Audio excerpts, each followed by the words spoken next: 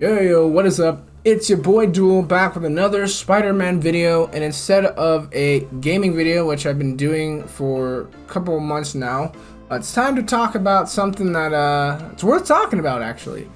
So if you haven't been following all the hype, there's been lots of news. You know, Spider-Man Far From Home, or can't even get the title right. Spider-Man No Way Home has wrapped shooting. So now there's a lot of questions. What's in this movie? What's it about? Who is in it? We have some of those answers, but as officially as yesterday, we've got confirmation that Doc Ock, Alfred Molina, is in this movie. He's in the movie. It was just rumors, speculation, but we know for a fact that Otto Octavius, Alfred Molina, is in this movie, and he does a variety interview, and that's what we're going to talk about. We're going to talk about what he says in the variety interview and what it means, and maybe kind of decrypt some of it. So let's just dive right in. Here's the variety interview, and I will post the link in the description to anybody that wants to see it. So let's just dive right in. So when Alfred Molina was first invited to reprise his role as the villainous Otto Octavius in Spider-Man No Way Home, the forthcoming third installment of the Marvel Universe Spider-Man films led by Tom Holland, he said that he was told to keep it quiet. Naturally, right? That makes sense. Tom is known for the spoilery stuff. He even makes a meme about it when they actually announce the movie. So this is just coming straight from Alfred Molina, so I'm just gonna go through here and read through it, and as we break it down, we will discuss things. It'll be fun. So when we were shooting it, we were all on orders not to talk about it because it was supposed to be some great big secret. Molina said with a laugh during an interview with Variety, blah blah blah. But you know, it's all over the internet. I actually describe myself as the worst kept secret in Hollywood.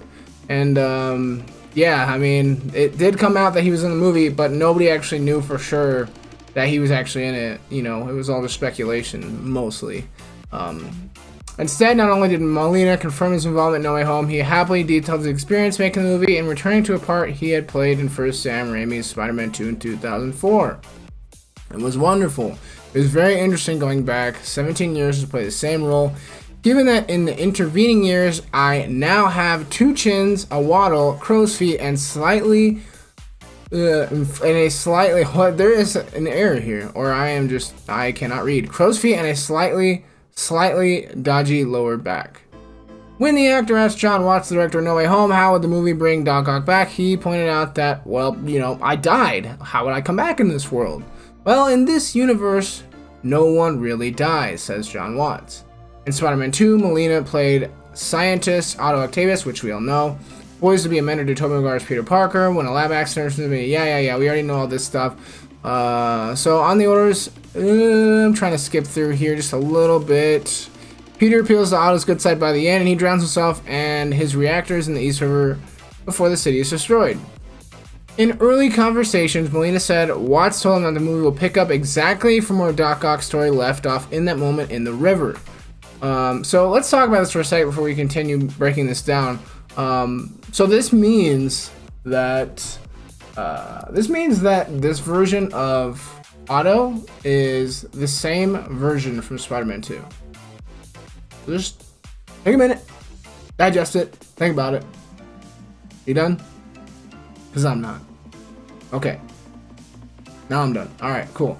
Let's go on. So anyway, what this means is that this is the Doc Ock from Spider-Man 2. They are, you know, when they announced Jamie Foxx, he said he wasn't going to be Blue anymore. He was just going to be him. So, you know, there's a theory that, oh, maybe it's a different version of Electro, right, from another reality, because we're getting into multiverse stuff at this point. So, I mean, we didn't know. Is this a reboot of Doc Ock? Is it the same one? I mean, this seemingly answers that plot point. Or maybe they just travel to, you know, they travel back in time in a different universe before he drowns. So I'm curious how that's going to work, which they do talk about here in this interview. Since he's now 67, he's not that young anymore. You know, that was in 2004, you know, 17 years ago. That's a long time, right? So that's interesting. So the biggest question on my mind though, right, is Tobey in this movie? Is he in this movie?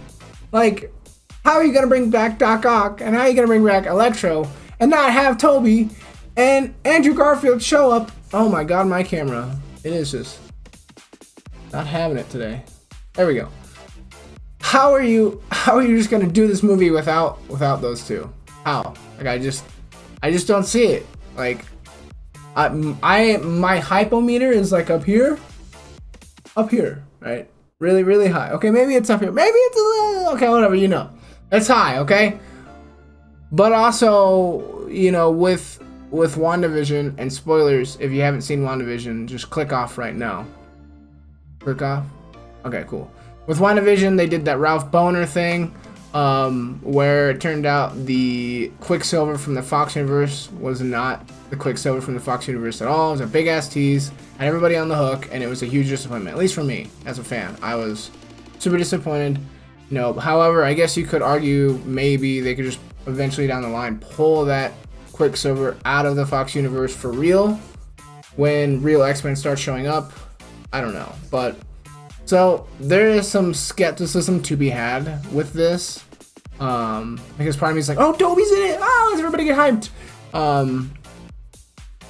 but then they could just be like, yeah, no, it's not Tobey, it's just, you know, it's just something Mysterio's doing, or maybe Dormammu, or whatever some villain is doing, because, you know, it involves Doctor Strange, right? So what is going on here, right? How is Doc Ock back? How is Jamie Foxx back? Don't know. I don't know what the writers are gonna do. You know, we want to get hyped and we want to see the original characters. That's what I know, what I want as a fan, and that's what probably all the fans want. We don't want to see a rebooted Tobey. We don't want to see a rebooted Andrew. I mean, maybe if it was like a continuation of their character, from like, you know, since The Amazing Spider-Man 2 and since Spider-Man 2 in 2004, that would be the most ideal, like if we saw like an aged version. But since they're bringing him back from when he was, you know, from that moment, you have to de-age him. So anyway, that's interesting. We'll talk about it more here in just a minute. Okay, so in their early conversations, Molina said Watts told him that the movie will pick up in Doc Ock's story from that moment in the river, which in a franchise that includes multiverses, time travel, and diverging timelines seems plausible enough. Molina's concerns were practical since he's 67. Yep, we understand that. He looked at me and said, did you see what we did to Bob Downey Jr. and Sam Jackson? And Molina laughed. You know, Civil War, we de-aged Robert Downey Jr. We did it in Ant-Man, we did it in Captain Marvel. So we can do it with you too. So basically the plan is here, they're going to de-age him from that moment, at least in certain parts. And they made Robert De Niro's face younger, but he was fighting. He looked like an older guy. Let's see. So we know he doesn't have the same physicality as 17 years ago. That's fine. Let's see. But my basic physical move as Doc Ock as the actor is just this. And he just glares intensely into the camera and makes a menacing noise. And I just do that a lot. And the arms are doing all the killing and the smashing and the breaking. And I'm just glaring with a mean look on my face. And it's amazing. Neither Sony Pictures or Marvel Studios, which are co-producing this movie, have confirmed Molina's return, but news of his casting leaked last year, which we all know, along with reports that Jamie Foxx will also appear as Electro, the villain to be played from The Amazing Spider-Man 2. And then Zendaya also confirmed this casting during a conversation with Carey Mulligan for Variety's Actors on Actors series. The casting of Molina and Fox would reunite the three generations of Spider-Man movies, the Maguire and Raimi cycle, and the Mark Webb Garfield cycle. And also, this movie is starring Tom Holland, okay? And so that about wraps up the interview, which is just very curious, right? Very curious. I don't know what I think. If Doc Ock's in the movie, and, you know, Jamie Foxx is in the movie, I don't see how they can do this without pulling it. Why, right? That's the big question. First off, we don't really need to know how, right? The writers can figure that out. But why? Why would you bring Doc Ock and Electro if you weren't gonna bring back Tobey and Andrew into the franchise? Like, why? That's like the best thing. So yeah, it's like the best thing financially for Sony. You know, this big giant blockbuster movie right after, you know, everyone's starting to get the vaccine, butts are going to start getting into the theaters again. This is the thing, right? And not only, you know, is it going to be people of just Spider-Man fans, it's going to be people that used to watch those movies back in the day. They're going to go to the movies, they're going to go watch this, and, you know, Sony really wants to beat the Far From Home record that they had with that movie as far as financially speaking. So, and it, you know, if this is gonna be that movie, this is how you would do it. You bring back all 3 Spider-Men fighting alongside, fighting all of these enemies together and on screen, on the big screen. That's the exciting part. Do I think Tobey is in this movie? I do think he's in it. I think he's in it.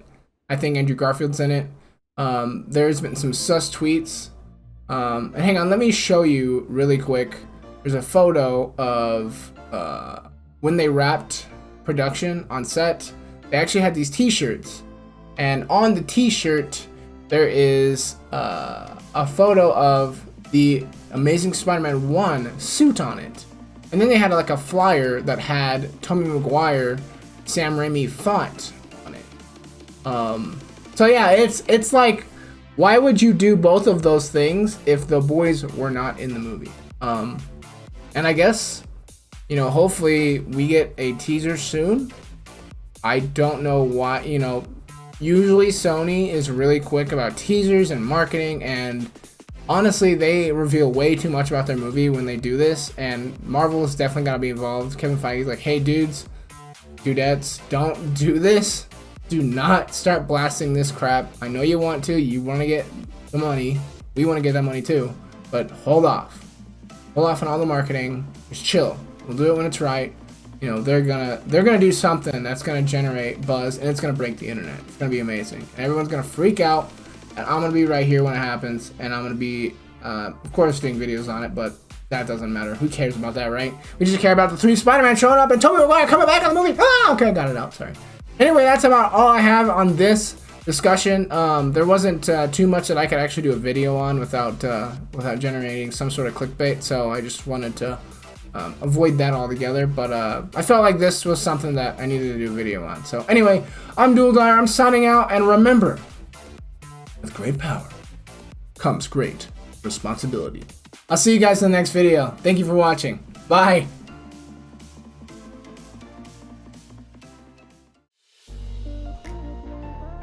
Oh yeah, feel free to like and comment, and let's talk about it. Thanks, Bozo.